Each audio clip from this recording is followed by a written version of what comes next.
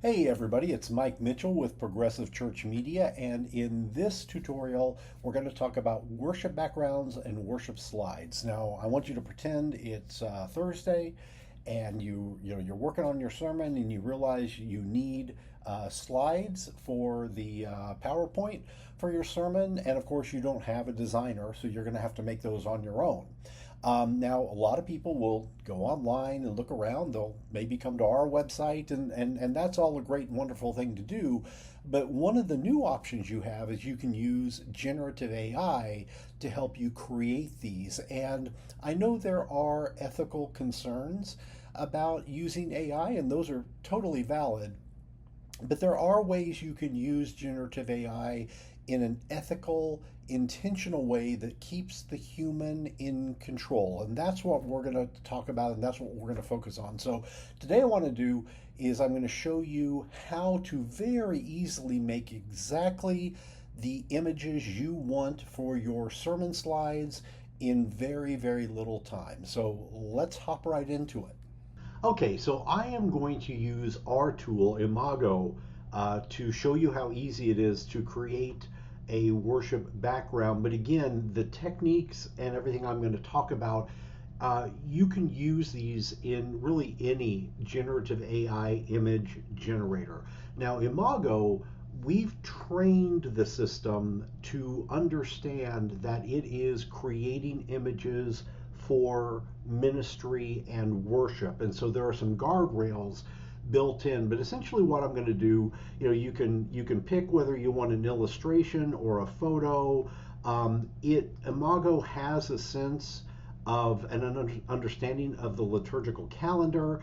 I'm just going to put this on other, and then we'll come back and I'll put in a topic here in a second. But let me talk about this. This is kind of the key where you put in the prompt, where you're telling the generative AI system, again, regardless of what the system is, what you want it to create. The mistake that people generally make is they are not specific enough.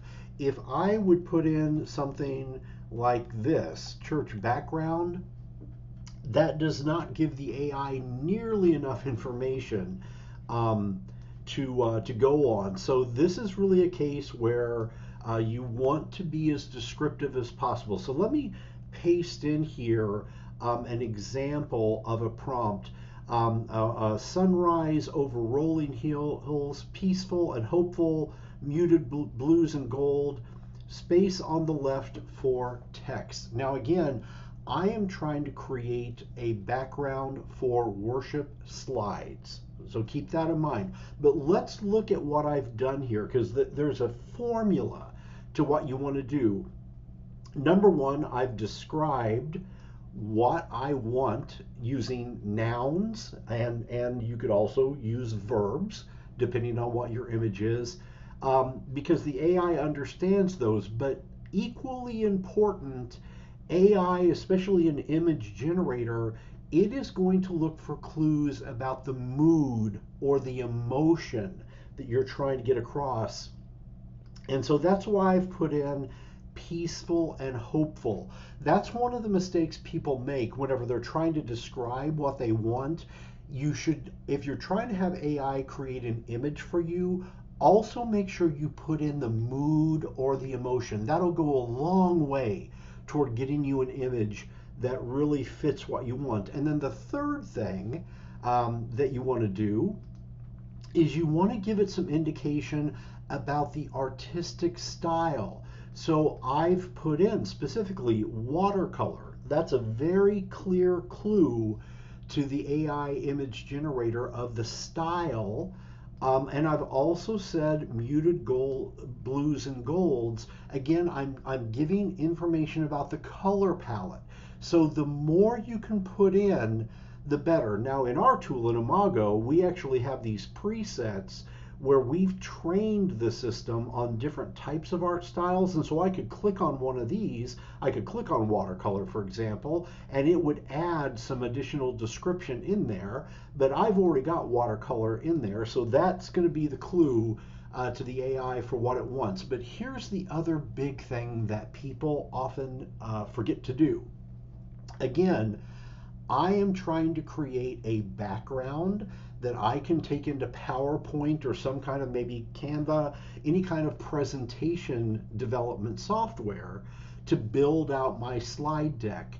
And so one of the really key things is I want to make sure that I leave room for me to be able to put text and other content on those slides. So one of the things I encourage you to do if you're trying to use AI to do this kind of thing is tell the AI, that you want it to leave room, negative space, so that you can add text. Otherwise, it's going to try to fill the image with as much as it can. Now again, if I scroll down here in Imago, one of the things that we've done is we've put this little check mark here. If I check it, that's another signal to the AI that you are trying to build worship slides, and so it needs to leave room in the design for lyrics or titles or sermon points, whatever you're going to do. In Imago, you can also, say what kind of translation of the Bible, and you can reference a specific passage of Scripture. It will know that, and it will try to incorporate that into what it designs.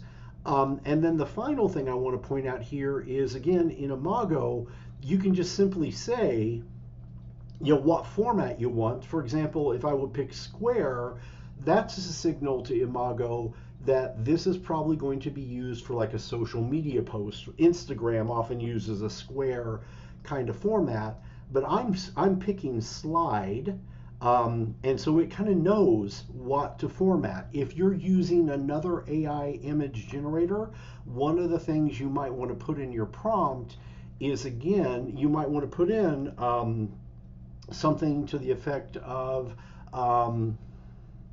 16 by 9 slide. Slide. And again, that's another signal that it knows what dimensions and what format to put in. I don't need to put that in because I've selected it here. We also have an option of how much quality you want. Draft is good if you just want to brainstorm some ideas, and then high is going to give the absolute best quality. It's going to use more credits to generate that. Honestly, standard is going to work for most of the things you want to do. So what I should do is come back up here and put in my topic. That again just is going to help the AI understand. So I'm just going to put in sunrise scene. That will give it, again, additional context. So I've got my prompt, I've put that all in, and so I'm going to click on generate image, and let me scroll back up here, and you're going to see it's going to start thinking here in a minute. It's there it goes. Now this may take a moment or two, and we'll see what it comes up with. There we go. Now, what I want you to notice is, again, because I told it this is going to be for a worship slide, this is clearly watercolor style. It's got the sunrise and the rolling hills, but you can see it's left a lot of room for me to be able to put text and other content on this slide.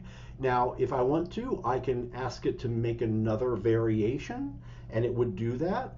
Or I've got this option where it can do a couple of variations, or if I want to go back and edit the prompt, maybe I think, you know what, I don't like this color palette, I want to change this to maybe greens and golds. I could go back, but I think that looks okay for my purposes, so I'm just going to scroll down here. You can see here some other images in my gallery that I have generated in the past, and I would just click on download. So that's how easy this is to create a custom worship background. And again, I'm showing you all this in Imago, but these techniques, the prompting that I talked about, that will work in any AI image generator.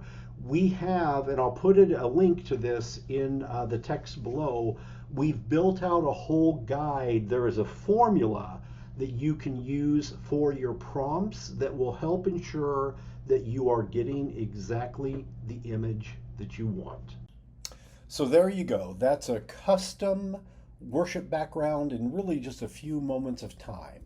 Now, one important and quick thing, we are advocating using generative AI openly to create artwork.